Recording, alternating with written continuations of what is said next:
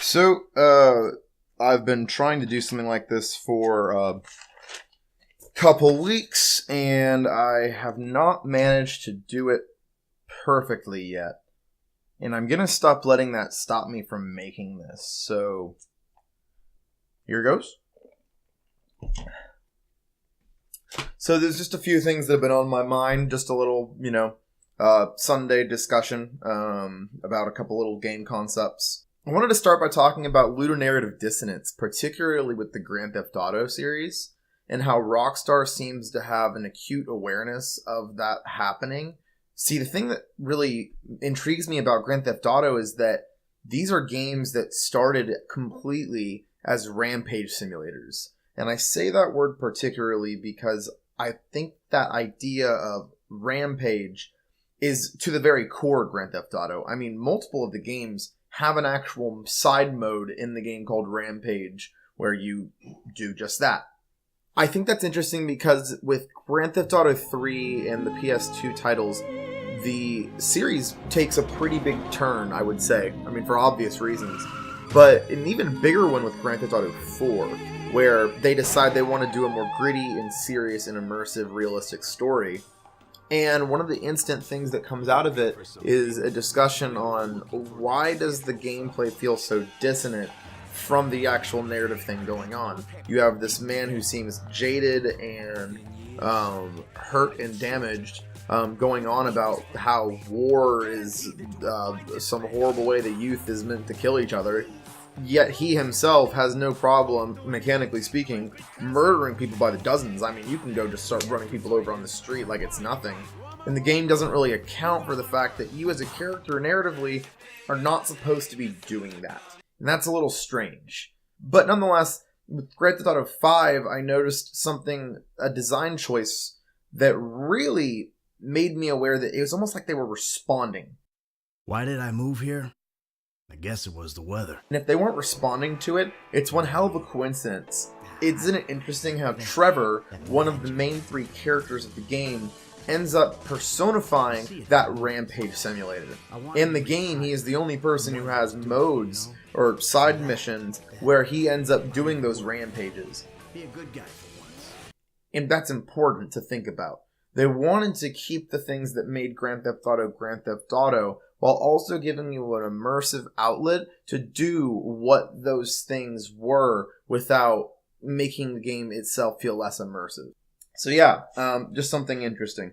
I wanted to also talk about how I've been playing a lot of Diablo lately, and something that I've noticed is that isn't it weird how there's a whole style of games where, with no recourse in mind, the point of the mechanics, like the gameplay loop itself, is also the objective of the game as a whole. And I think that that's something that makes perfect sense and works really well with board games and arcade games. But that doesn't necessarily work with anything that has even a little bit larger of a scope. And that's a problem, because with Diablo, I've gotten well closer to the end game, and the only reason I have to say closer is because I don't know where the end game really is. The game just keeps going. You can just keep increasing difficulty as you get better items. And eventually it becomes apparent that you are getting better items to kill bigger monsters, so you can get better items to kill bigger monsters. The loop becomes really apparent because it's also the only objective of the game. I would even argue that survival games have this problem. There are too many survival games that lack purpose because the core loop of the game also ends up being the only objective you have in the long run. And when you have a game of larger scope, I'm not sure how feasible that really is.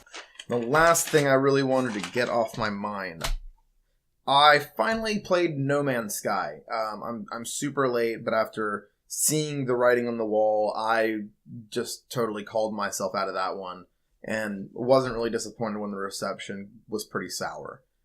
But I played it after getting it for pretty cheap, and I gotta say, I shouldn't be underwhelmed. I shouldn't be disappointed because I knew what this game was. But nonetheless, I am bothered by how much potential this idea had and how it doesn't really follow through. The game lacks has so many different systems involved that are really interesting, but nonetheless, it lacks some kind of greater goal that gives the game purpose.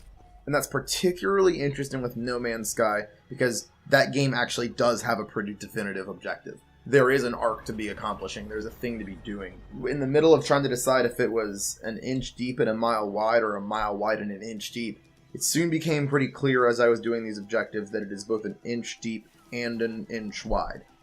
That's the problem. That even if there is some greater goal, the systems in place are not very interesting, and because of that, even having a goal doesn't particularly make that better. You really reach the maximum amount of things you're going to see from the first few hours of doing it. Exploring new planets doesn't remain interesting. Mining and trading doesn't remain interesting. The crafting and the base building. None of these things really take advantage of the game as a whole. There's so much potential, and again, I wasn't planning to talk so much on the potential subject, but I was bothered by this. I wanted to see No Man's Sky do so much more, and it's frustrating to see a game rep those kinds of technologies that we don't get to see a lot in current generation games, but then nothing done with it. The scope was so large, yet systemically speaking, there was nothing interesting to be said. Yeah, that does it. I talked about some game things. I'm feeling good about that. I'm gonna end it off here.